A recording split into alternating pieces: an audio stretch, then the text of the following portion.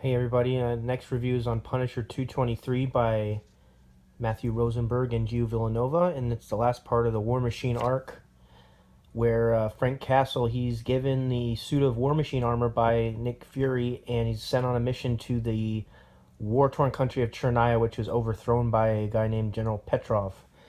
So over the last few issues, Frank has been murdering his way across the country, and then finally General Petrov decides to enact his final solution. He's going to launch some nuclear warheads, and Nick Fury is not very amused at this. He's like, "You just started a nuclear bleeping war. You thought you might want to chat about the nuclear bleeping war you just caused."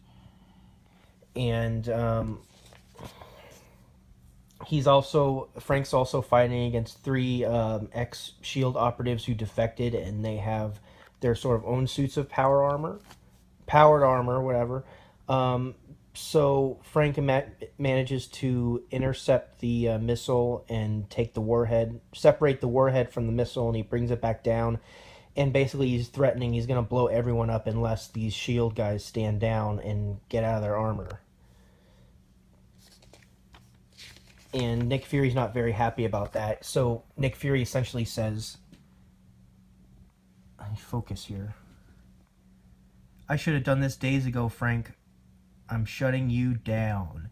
And he hits like the shutdown switch that sets off an EMP, and it shuts down Frank's suit and the ex-Shield operative suit. And I thought that was really lazy this entire time because Nick Fury has been ragging on Frank the last few issues about the way he's just completely like destroying everything and everyone, and now he's going to take the opportunity to shut him down when he could have done it this entire time. And I thought that was really, I don't know, it was really, I didn't really, that rubbed me the wrong way. It wasn't very good writing. Um, so these guys, they fall out of their suits, and it's interesting to note here. I didn't watch the Netflix series at all, but I think it's clear here that they're basing the look of Frank Castle on the actor whose name escapes me, who plays the Punisher on the Netflix series. So if you are a fan of the Netflix series, you're probably going to like that. So they have a knockdown, drag out fight. He subdues them, he stabs them, cuts them up, kills them, and then he makes his way to General Petrov's bunker, calls him out, and then Petrov has a War Machine suit of his own. Doesn't really explain how he has that, but they have their own knockdown, drag out fight. Frank manages to subdue him. It's a nice, decent little fight scene. And severs his hand and terminates him. Excuse me. But,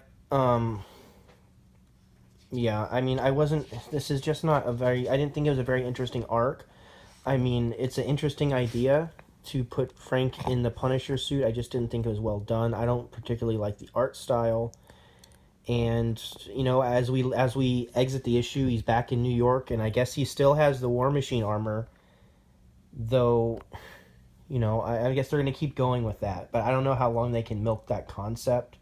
But by the way, this is really boring advertising for Agents of Shield. Excuse me, Ginger. Um, if you ever seen this show, would this like compel you to watch this? Like, who gives a shit? Creel will get more than he bargained for. I mean, this wouldn't get me to watch the show. But I mean, the arts. So the issue overall, I mean, I guess. See, though, he's going to continue on in the War Machine armor. So is this Punisher or is it War Machine? I mean, I just didn't care for the issue on the whole. I mean, I'm going to keep on. I mean, hopefully, how far are you going to keep going with this is my question. And I'm going to keep on reading it. I'll see where it goes. But I didn't think this is a very strong arc, and I don't recommend it at all. But that's it. I just wasn't impressed with this. Sorry.